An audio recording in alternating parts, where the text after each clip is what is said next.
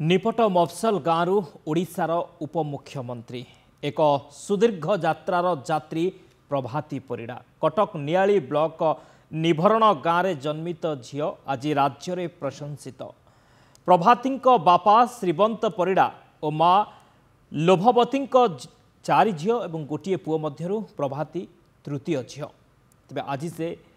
राज्यर उपमुख्यमंत्री कहुए दुईटा दुई कूल को हिता झीपाई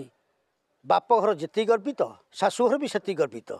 आज से घटना घटी ओडिशार प्रथम उपमुख्यमंत्री महिला उपमुख्यमंत्री प्रभाती परिड़ा क्षेत्र में आम भी अच्छू तांकर जन्ममाटी निभरण गाँव में कटक जिला नियाली ब्लॉक निभरण गाँव से गाँव में अच्छू परिवार सहित अच्छू। बहुत भल अच्छी बापा आगुरी प्रभात तो पाठ पढ़ी जाइए चाकरी बाकरी करी आगुरी आ कौन एबे जीति खुशी अच्छा बहुत खुशी अच्छु शुणुले दादा संपर्क दादा जी बहुत खुशी अच्छा आहरी संपर्क मान अच्छा मौसा आपड़ केमी जानी प्रभाती परिड़ा को आम घरटा घर हम से नातुण हिसाब से बुझे तेणु तो पाठ पढ़ा आम जड़ित पीड़ित तेणु तो राजनीति पशिले आम निज नातुण आम बहुत खुशी अच्छु कहीं ना प्रभाती तार राजनैतिक क्यारियर पूर्व हाँ से बापांकर आशीर्वाद पाई आम आशीर्वाद भी पाई जाने तेणु से दिगे जाइए बहुत स्ट्रगल करके से बर्तमान उपमुख्यमंत्री पदरे अभिषिक्त है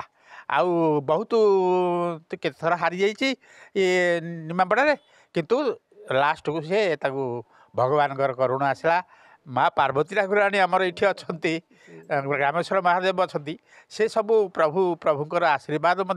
ग्रामवासी आशीर्वाद रे से जहाँ हो कौन प्रकार आसिक उपमुख्यमंत्री पद में अभिषिक्त है। साधारणतः आम एत दूर विश्वास करूँ हाँ आम आम बड़ जिनस प्रभाती आमर जीति जा दरकार तापर जो दिन आम शुणिलु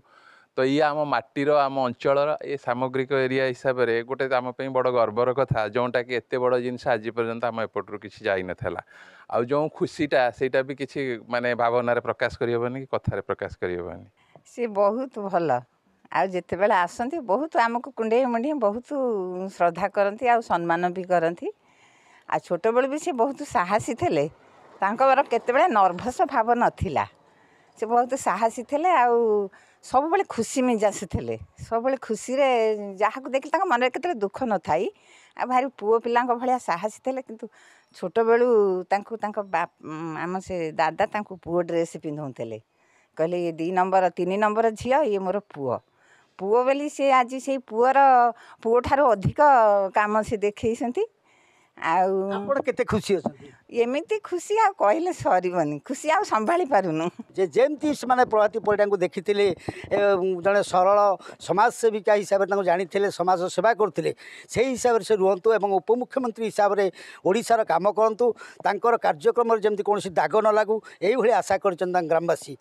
निभरण रघुनाथ आचार्य नंदीघोष टीवी।